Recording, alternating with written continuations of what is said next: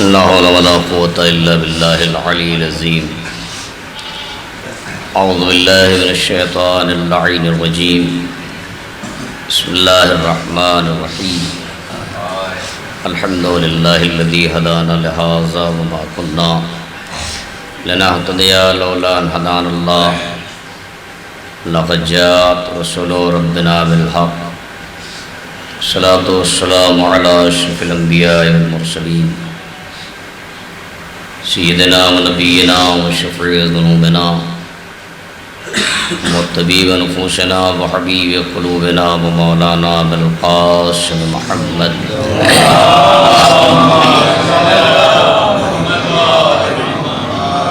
وآله الطيبين الطاهرين المعصومين ولعنة الله على أعدائهم أجمعين من الآن إلى قيام يوم الدين. أما بعد فقد قال الله الحكيم. بسم الله الرحمن الرحيم.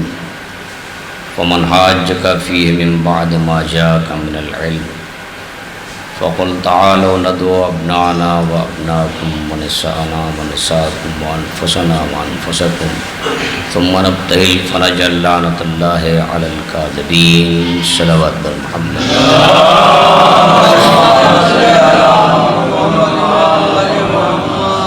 سورہ حمد اور سورہ اخلاص کے تلاوت فرما کر ماں اور بیٹے دونوں کی رکوع ارشاد فرما.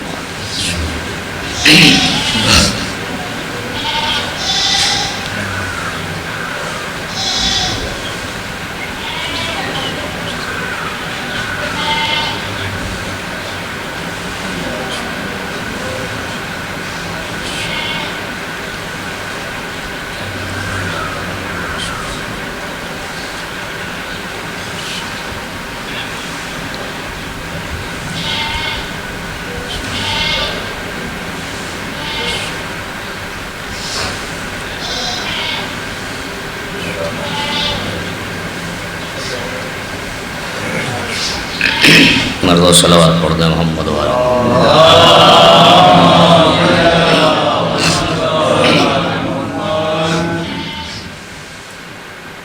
صاحبان ایمان، بزرگان محترم، اور ظاہر ہے اس وقت یہ جو مجلس 10ویں کی منعقد ہوئی ہے، اور ایسے میں افسوس اس کا ہے کہ یہ پہلا واقعہ ہے میری اپنی زندگی کا، میرے اپنے شعور میں، کہ جہاں ایک ساتھ ماں اور بیٹے کا دونوں کا سوئم ہو رہا ہو.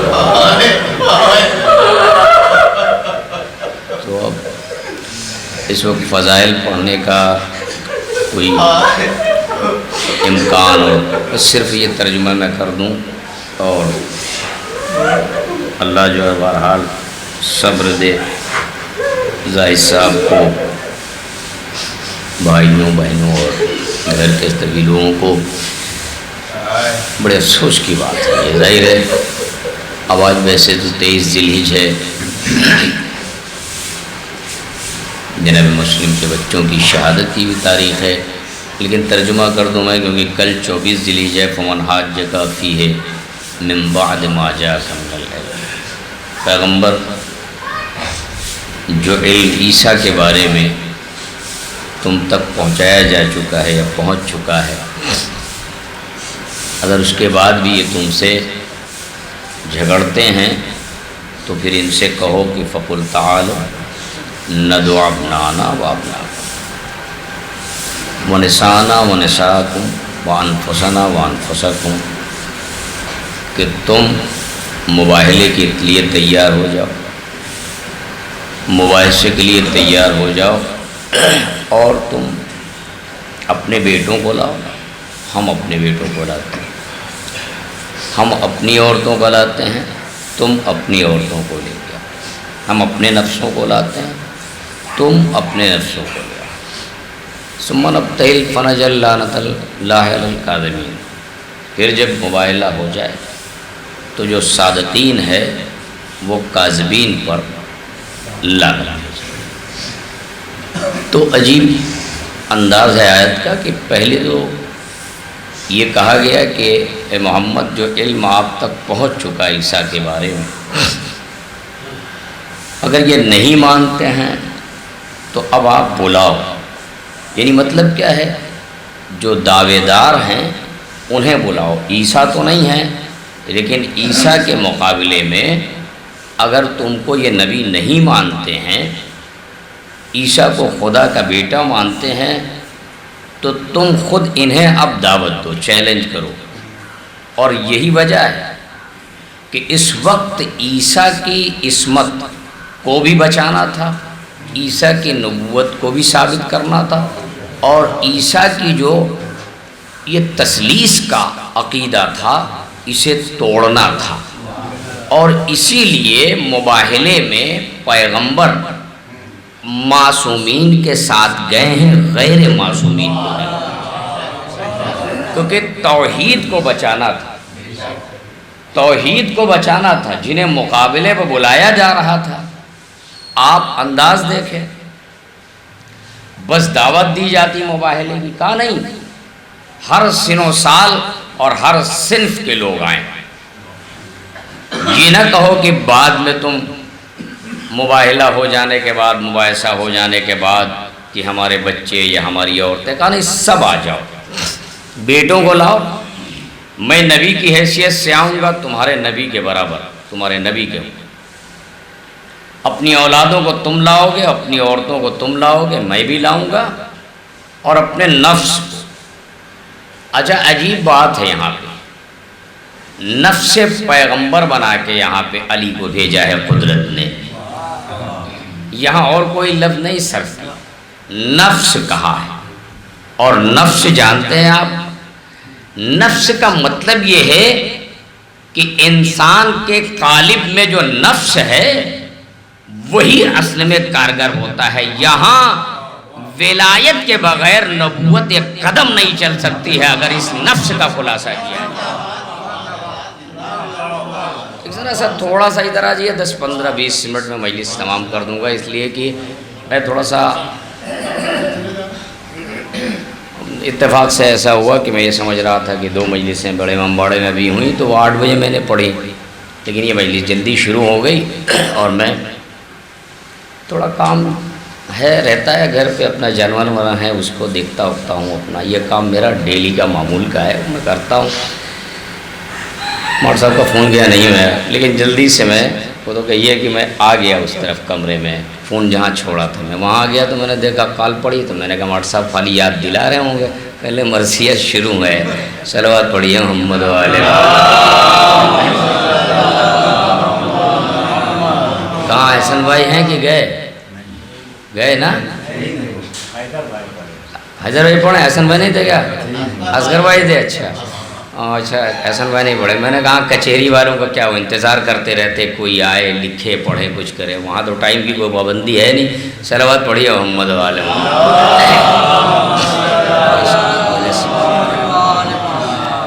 تو فقل تعالوا ندعو ابناءنا وابناءکم ونساءنا ونساءکم وانفسنا وانفسکم. چیلنج کیا ہے نبوت نے. اس وقت عصمت مآب جا رہے ہیں، یہاں سے سب معصوم جا رہے ہیں. ادھر سے انہوں نے کیا کہا ہے اپنے والوں سے؟ یہ کہا ہے کہ اگر شور و شغف یعنی مطلب شور و غوغا کے ساتھ نبی آئے یا محمد آئے تو مباہلہ کر لینا. یعنی مطلب یہ ہے کہ مزاج دنیا کا ہے کہ جہاں شور اٹھتا ہو وہاں حقیقت نہیں پائی جاتی، حق وہاں نہیں پایا جاتا ہے جہاں شور بلند ہو. اور اس شور میں ظاہر ہے پوری دنیا میں اس وقت پورا ایک غوغا ہے، چاروں طرف ایک آتش بازی کی طریقے سے جو ہے اسلحے جو ہے استعمال کیے جا رہے ہیں.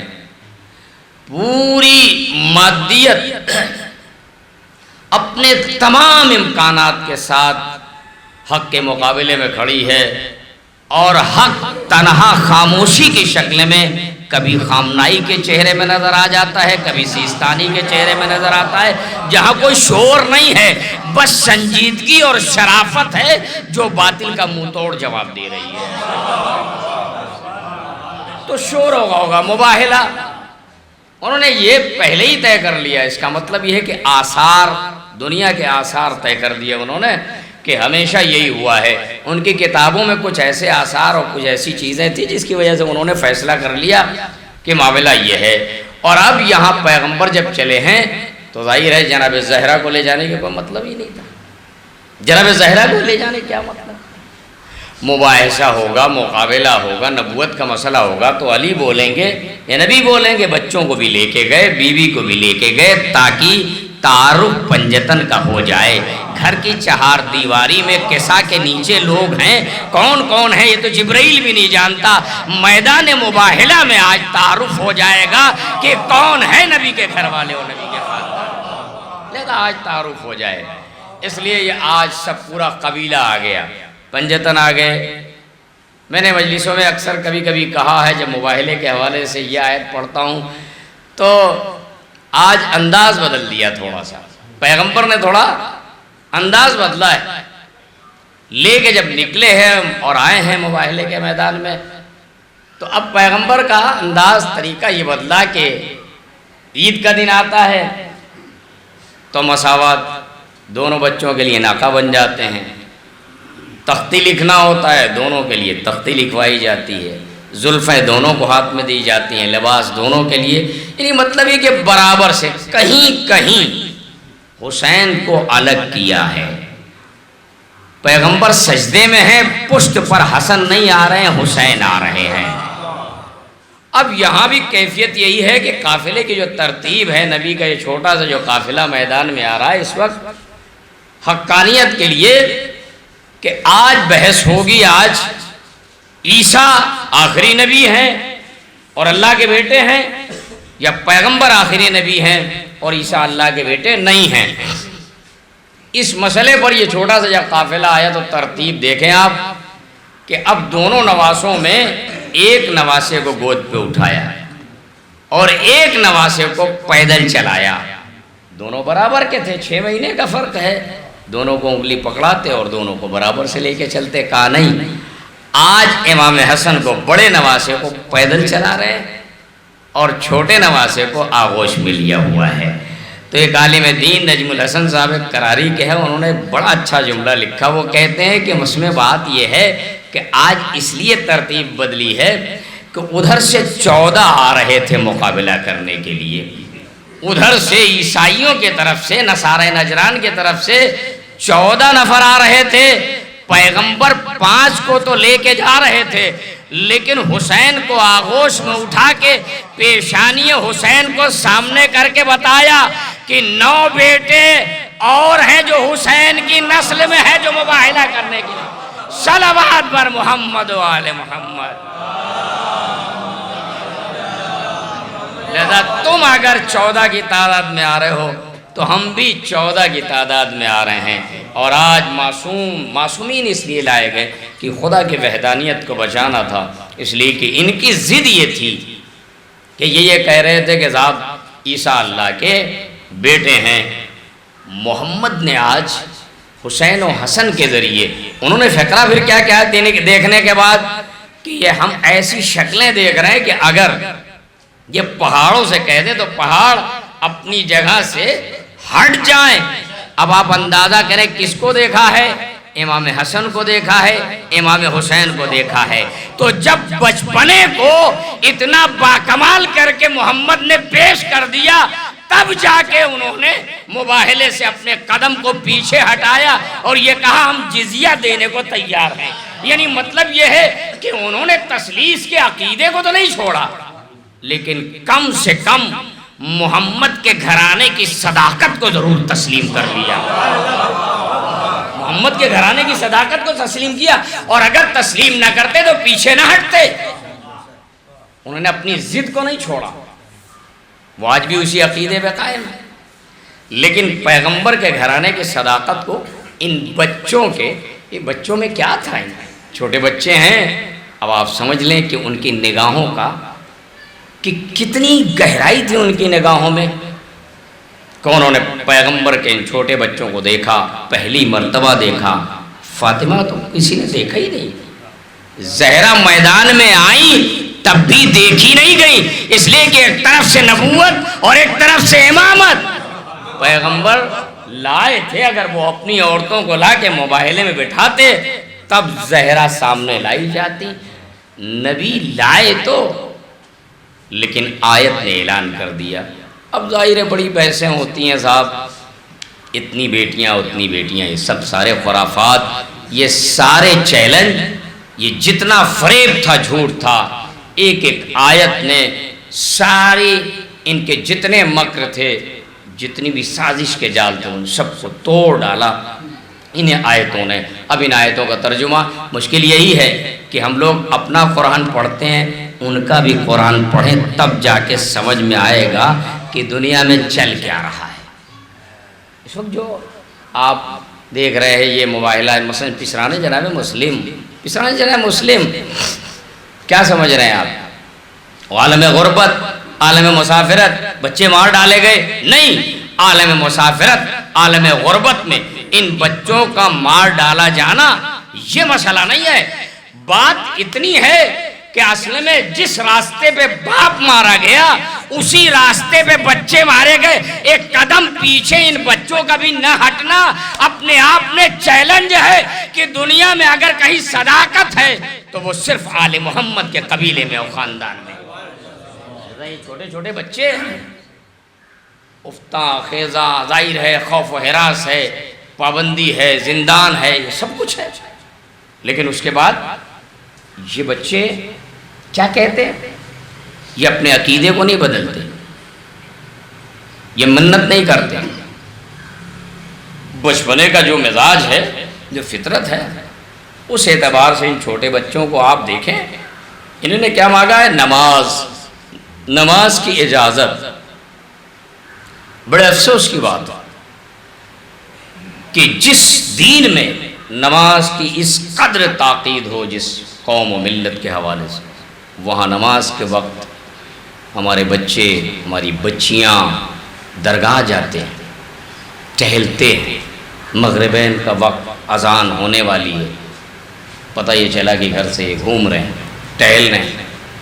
سوال یہ پیدا ہوتا ہے، ایسے عالم میں بھی ہم اگر اللہ کو یاد نہ کریں گے تو کب یاد کریں؟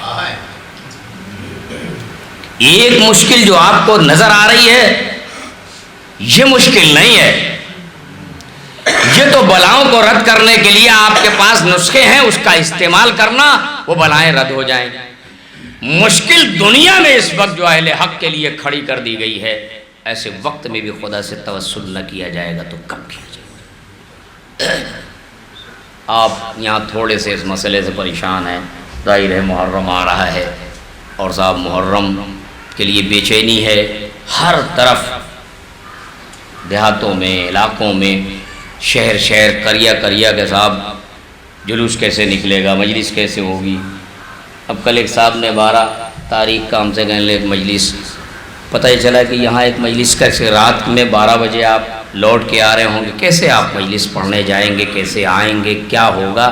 یہ تو پہلی محرم سے جا کے کہیں جا کے ہم سمجھ پائیں گے۔ لیکن ایک بات بہرحال یاد رکھنی ہوگی کہ جو علاقے میں مجلسیں آپ سڑکوں پہ، روڈ پہ کرتے تھے، جیسے مثلا اس وقت مومنین بیٹھے ہیں باہر، جگہ اس میں کم ہے، ان مجلسوں کو آپ بڑے امام باڑے میں جہاں زیادہ جگہ ہو وہاں منتقل کر دیجیے۔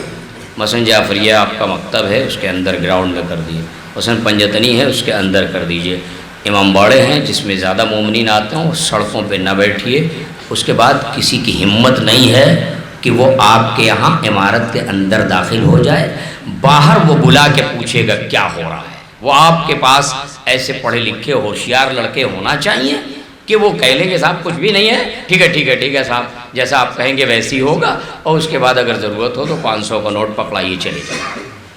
اس کے بڑے طریقے تھے، لوکل لیول پہ علاقے کے اعتبار سے عزاداری کو کیسے ہم اس سے کر سکتے تھے، اس کے طریقے تھے، لیکن اب وہ ظاہر ہے اس طریقے کو کیسے ہم اپنائیں اور کیسے کریں، وہ ذرا مشکل ہے، کیونکہ جب ہوم منسٹری نے جو ہے دلی سے جو ہے وہ انہوں نے ایک دم یکسر سب منع کر دیا ہے، بار بار سی ایم کا چیف منسٹر کا آپ کے بیان آ رہا ہے، تو اب علاقے کے لوگوں کو جو ہندوستان کا مزاج ہے انہیں توڑا جاتا ہے پیسے سے، اندر خانے، بعد میں نہیں، اندر خانے انہیں توڑا جاتا ہے، انہیں پیسے پکڑائے جائیں گے تب وہ صرف نظر کر لیں گے، اس میں ایس ڈی ایم، کوتوال، ایل آئی یو والے سب کو پیسہ پہنچنا چاہیے۔ یہ اصل میں اس طریقے سے ہوتا مجلسوں کے لیے، اور پھر عاشور سے بالکل پہلے 8 کو اور 9 کو، 8 تاریخ سے 7-8 تاریخ سے ہی ان سے رابطہ کر کے 10-10 20-20 آدمی کے تعزیے کے لیے اجازت مانگی جاتی، اور وہ تعزیے سویرے سے اٹھنا شروع ہوتے جو الگ الگ منظم کیا جاتا، ہر چوک پہ ہر تعزیہ خانے پہ جا کے منظم کیا جاتا، لسٹ بنتی، ٹائمنگ ہوتی، کتنے لوگ کب جائیں گے، تب جا کے ہوتا۔ یہ جو آپ ہاتھ بات کے بیٹھے اور انتظار کر رہے ہیں سب کچھ خود ہو جائے گا، بغیر حکمت و تدبیر کے دنیا آگے نہیں بڑھتی ہے، ایسا نہیں ہوتا ہے۔ مرتبہ صلوات پڑھیے محمد والے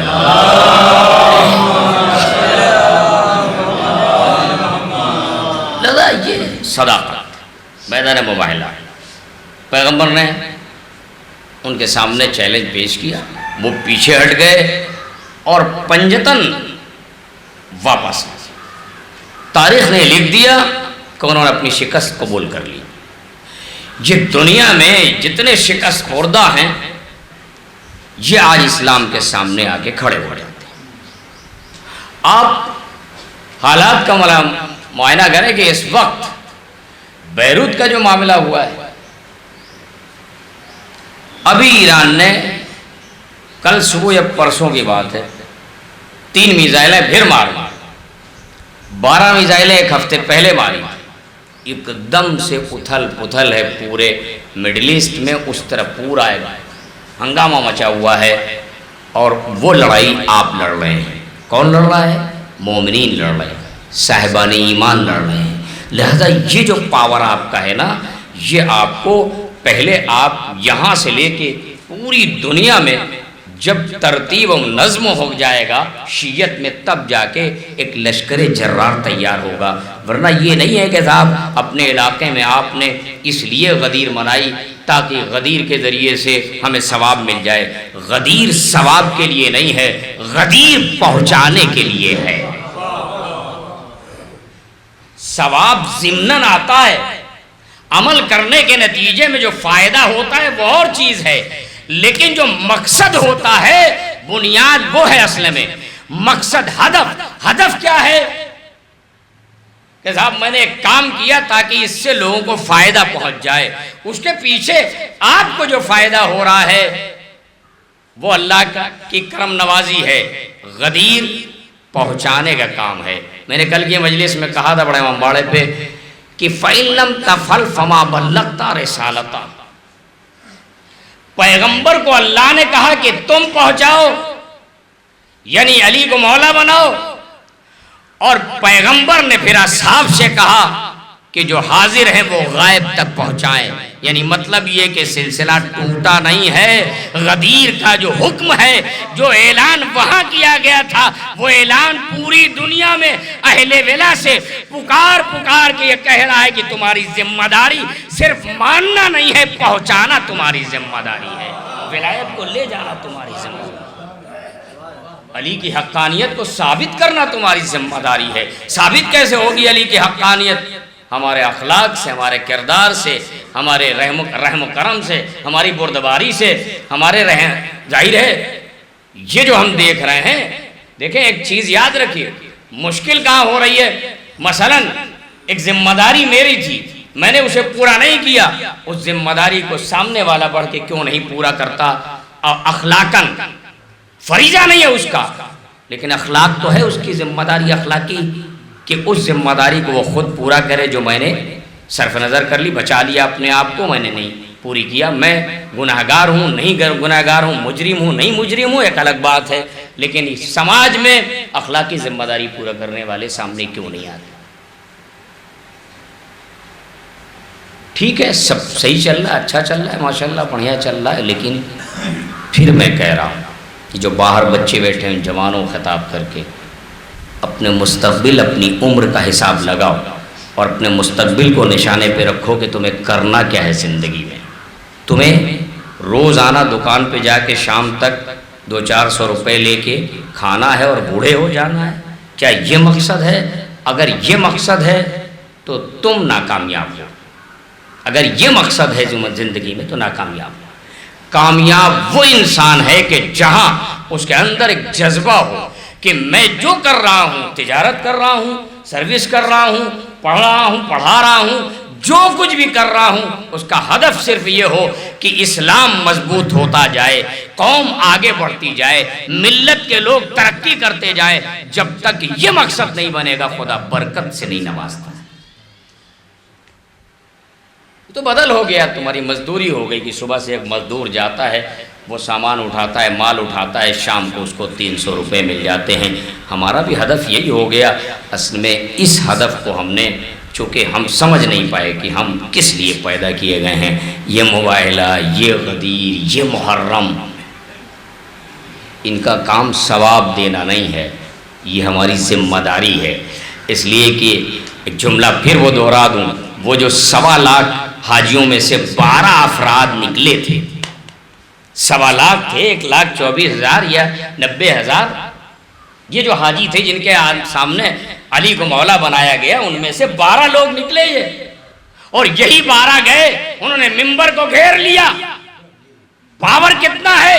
1.25 لاکھ میں 12 لوگوں نے علی کی خلافت کو ہم تک پہنچا دیا۔ وہ 12 اگر منبر کو نہ گھیر لیتے کہ اتر جاؤ یہ علی کا منبر ہے، تو آج علی کی خلافت ثابت نہ ہو پاتی۔ وہ ہے کام، سن لینا نہیں کام تھا کہ غدیر میں جو پیغمبر نے کہا اسے سن لیا، نہیں، اس کو آگے بڑھایا علی کی خلافت کو، کہا اتر آؤ ممبر سے، یہ علی کا ممبر ہے۔ اگر یہ احتجاج مدینے کے مسجد میں ممبر کے سامنے کھڑے ہو کے ان 12 لوگوں نے نہ کیا ہوتا، یہ ٹکراؤ نہ ہوتا، تو تاریخ میں علی کو یہ جو خلافت بلا فصل مولا یعنی علی کو آپ جو ہے رسول کا سچا جانشین اور بلا فصل جانشین مانتے ہیں، وہ آپ نہیں مانتے۔ ان 12 لوگوں نے کیا۔ اتنی بڑی دنیا میں جمعیت اسی کام کو حسن نصر اللہ کر رہے ہیں، یہی کام خامنائی صاحب کر رہے ہیں، یہی کام قاسم سلیمانی نے کیا اور کر رہے تھے۔ نظریہ یہ جب ہو جاتا ہے تو انسان طاقتور ہو جاتا ہے۔ آخری فقرہ اور مصائب، اسی لیے روایتوں میں یہ بات آئی کہ جب امام آئیں گے تو ان کے جو اصحاب ہوں گے، ان کے جو ناصر ہوں گے، ان ناصروں کا پاور یہ ہوگا کہ ایک ایک آدمی 100 آدمیوں کے مقابل میں شجاع ہوگا۔ ایک ایک مومن جو امام کے ناصر ہوں گے وہ 100 وہ جس طرف سے جائیں گے اس طرف کی زمین اور پہاڑ اپنے آپ پہ فخر کریں گے کہ آج ہمارے اوپر سے امام کا چاہنے والا گزرا ہے۔ نقش پڑ جائے، پتھروں کو توڑ ڈالیں گے، وہ پہاڑوں کو چکنا چور کر دیں گے۔ اتنی طاقت ہوگی۔ کون سی طاقت ہے تو انسان، ایمان کی طاقت، خدا کی تائید، بس۔ ظاہر ہے بہت افسوس جناب علی اکبر کے مسائل پڑھے جا رہے ہیں، مرثی ہے کیوں؟ اس لیے کہ بھائی بیٹھا ہے، لیکن اسی بھائی کو مجھے تسلیت دینا ہے، بھائی کا بھی اور ماں کا بھی، پرسہ دینا ہے اس بیٹے کو، ماں کا بھی اور اس کے بھائی کا بھی۔ لیکن اللہ اکبر، اب ظاہر ہے میں مصائب کس کے پڑھوں؟ لیلا اور علی اکبر، لیلا اور علی اکبر کے رشتے کو آپ سمجھیے کہ علی اکبر چاند سی شکل، قمر بنی ہاشم، ام البنین کا نام، اور اس کے بعد جناب علی اکبر، یہ دونوں جب جوان نکلتے تھے مدینے کی گلیوں میں تو چہرے پہ نقاب پڑی ہوئی، اور جو شانہ تھا یعنی جو قد تھا جناب علی اکبر کا وہ چچا کے برابر تھا، قریب قریب۔ دور کعبہ گھوڑے پہ جناب عباس سوار ہوتے، جناب علی اکبر کے لیے بھی اب تاریخ کا تجزیہ نہیں کیا جا سکتا، یہاں پہ تاریخ کا جو اختلاف ہے اس بحث میں نہیں جایا جا سکتا، لیکن لکھنے والوں نے، پڑھنے والوں نے بتایا کہ جناب علی اکبر کا بھی جو قد تھا وہ تقریباً جناب عباس۔ اب ظاہر ہے جہاں امام سید الشہداء امام حسین ہوں، جناب زینب کبریٰ ہوں، وہاں لہلا بول تو نہیں سکتے، لیکن اگر اتنا عظیم بیٹا کسی کا مار ڈالا جائے تو اس ماں سے پوچھئے کہ اس ماں پہ کیا گزرے گی۔ یہی وجہ ہے کہ جب علی اکبر کی سنانی آئی تو لیلا کی آنکھوں کے بھی سامنے اندھیرا آ گیا، حسین کی بینائی بھی چلی گئی، ماں اور باپ دونوں کی بینائی ایک ساتھ چلی گئی علی اکبر کے مارے جانے۔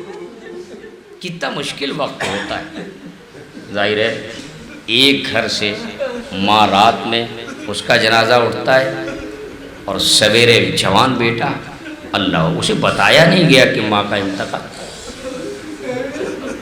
اس کے بعد ہی پتہ نہیں کتنا پیار تھا ماں بیٹے میں کہ ماں نے اپنے بیٹے کو اپنے پاس بلا لیا۔ اب آپ اندازہ کریں کربلا کی ماؤں کا کہ ماؤں نے پیار تو کیا بچوں سے، لیکن مقتل سے اس لیے گزارے جا رہے ہیں تاکہ ان کے لاشوں کو دیکھ کے یہ مائیں اور بے قرار ہو جائیں، اس لیے 11ویں محرم کو مقتل کربلا سے گزارا ہے۔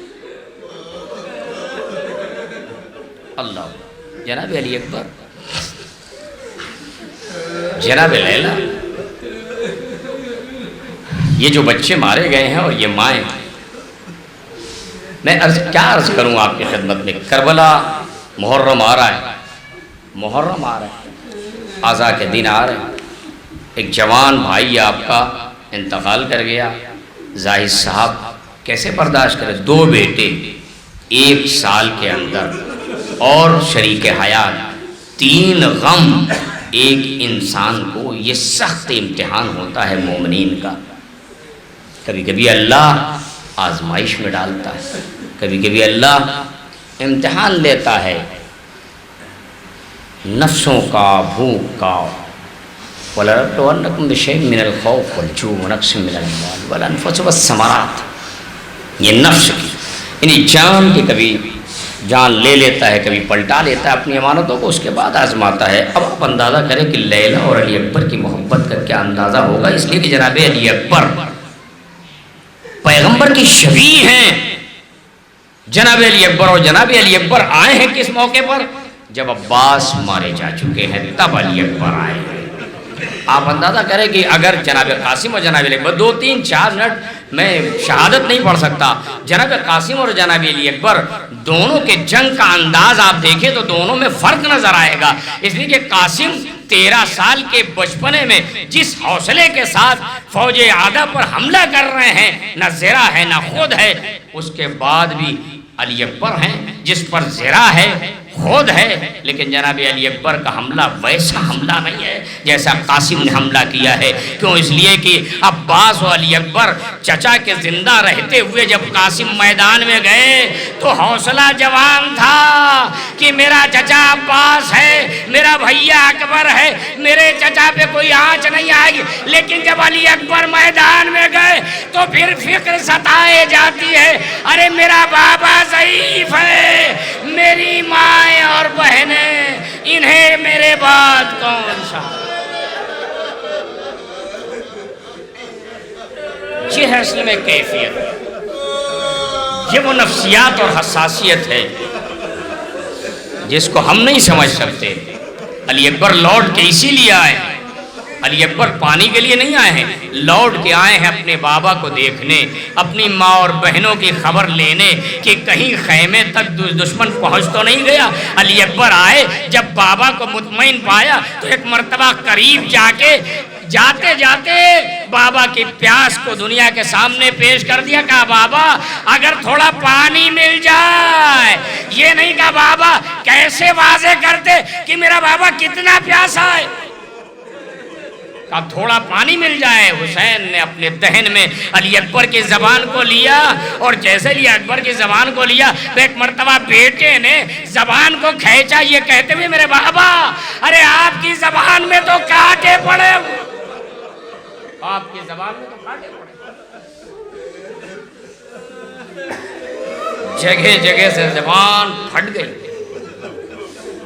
یہ ہے اصل میں وہ شہادت جو علی اکبر نے دی۔ ہمارے بچے قمبر صاحب دائر خدا غریق رحمت کریں، ان کے بچوں پہ رحم کریں، ان کے اوپر خصوصی رحمت اللہ جو ان ہمارے بچوں پہ، بیواؤں پہ، یتیموں پہ خصوصی رحمت اللہ نازل کرے۔ ہماری ذمہ داریاں ہیں، یہ ہماری عزت ہیں، یہ دوسرے کے گھر کے لوگ نہیں ہیں، یہ ہمارے اپنے گھر کے لوگ ہیں۔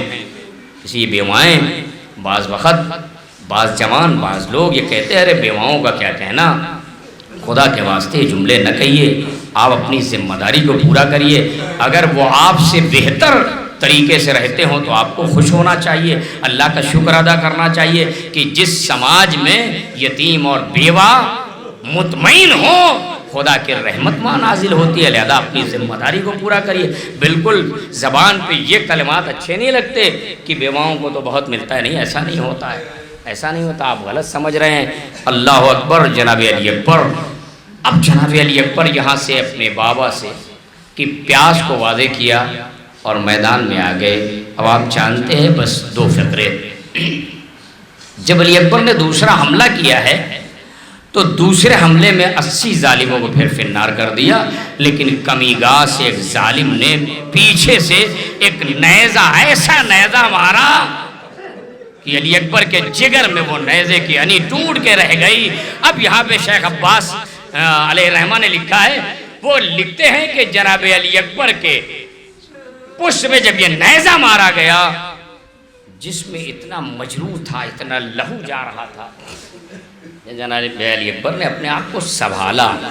اکبر نہیں چاہتے ہیں کہ میں گھوڑے سے زمین پہ آؤں، ایک مرتبہ کہتے ہیں تاریخ نے لکھا کہ اپنی دونوں باہوں کو گھوڑے کی گردن میں ڈال دیا، اور لہو اتنا جا رہا تھا، خون اتنا جا رہا تھا کہ گھوڑے کی دونوں آنکھیں بند ہو گئی۔ یہ گھوڑا سمجھ نہ پایا کہ خیمہ گاہ کدھر ہے، وہ فوج عسکیہ میں گھستا رہا، چاروں طرف سے نیزے، چاروں طرف سے تلواریں آگے بڑھی، جسم نازنین کو ٹکڑے ٹکڑے کر ڈالا۔ حسین آئے، یا بتاؤ علیکم منی السلام، اے میرے بابا میرا آخری سلام۔ اب یہاں پہ آخری فقرہ جو تاریخ نے لکھا ہے وہ کہتے ہیں حسین ابن علی اس 57 برس میں امام کے سر کا بال اور ریش مبارک کے بال دونوں سیاہ تھے۔ تاریخ لکھتی ہے کہ سر کا بال بھی سیاہ تھا اور ریش مبارک کے بال بھی سیاہ تھے، لیکن دو علامت اس بچے کے مارے جانے کے بعد حسین پہ ظاہر ہوئی ہے۔ ایک یہ کہ بینائی چلی گئی، اور ایک جیسے ہی کانوں میں صدا آئی کہ میرا بیٹا مار ڈالا گیا۔ 57 برس میں جو امام بوڑھا نظر نہیں آ رہا تھا، اس کے بال سفید ہو گئے۔ الیہ الیہ یا بنیہ، اے میرے بیٹا۔ بس میں نے مجلس تمام کر دی۔ اللہ صبر دے، مرحومین کے درجات کو بلند کرے، خدا تمام مرحومین کی مغفرت کرے۔ میرے اللہ ماہ عزا قریب ہے، ہمیں عزا کا اہتمام کرنے کی سبیل فرما اور مومنین کی حفاظت فرما۔ لیکن اللہ اکبر، جس علی اکبر کو آپ رو رہے ہیں، یہ علی اکبر لیلا نے کیسا رویا؟ لیلا جب ایک مرتبہ حسین لے کے آئے ہیں چاروں ناچار، کسی طریقے سے لے کے خیمہ گاہ تک آئے ہیں، لیلا کو بلایا جا رہا ہے، لیکن لیلا کی آنکھوں کی بینائی چلی گئی۔ ہاتھوں سے ٹٹولتے ہوئے لیلا علی اکبر کے قریب آئی، کچھ بولا نہیں جا رہا۔ اے میرے بیٹا، اس عالم غربت میں تم ہمیں تنہا چھوڑ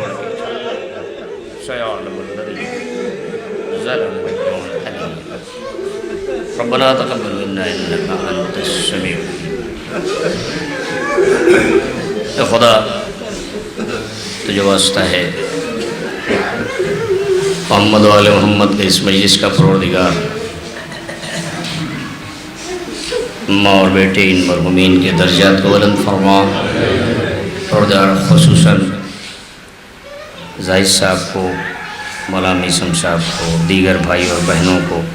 اس وقت ایک بھائی باہر ہے، بھتیجا باہر ہے، یہ لوگ بچے لائیو دیکھ رہے ہیں۔ خداوند عالم پروردگار کربلا کے صدقے میں ان بچوں کو بھی صبر عنایت فرمائے۔ میرے اللہ ہمارے بچے جو جوان ہمارے وطن سے دور ہیں، میرے اللہ ان سب کی حفاظت فرما۔ اے خدا ہمارے جوانوں کو طول حیات عنایت فرما، ہمارے بزرگوں کو صحت و تندرستی عنایت فرما۔ میرے اللہ ماہ رضا قریب ہے، اسران جناب مسلم کی شہادت کی یہ تاریخ، ان بچوں کی شہادت کے صدقے میں میرے اللہ یہ جو بلا ہے، یہ جو مشکلات ہیں، انہیں دور فرما۔ اے خدا اپنی رحمت اور برکت نازل فرما، ہمارے گناہوں کو معاف فرما، امام کے ظہور میں تعجیل فرما، اور ان کے ناصروں میں شامل فرما۔ سورہ حمد اور سورہ اخلاص کی تلاوت فرما کر دونوں ماں اور بیٹے مرحومین کی روح کو وصال فرما۔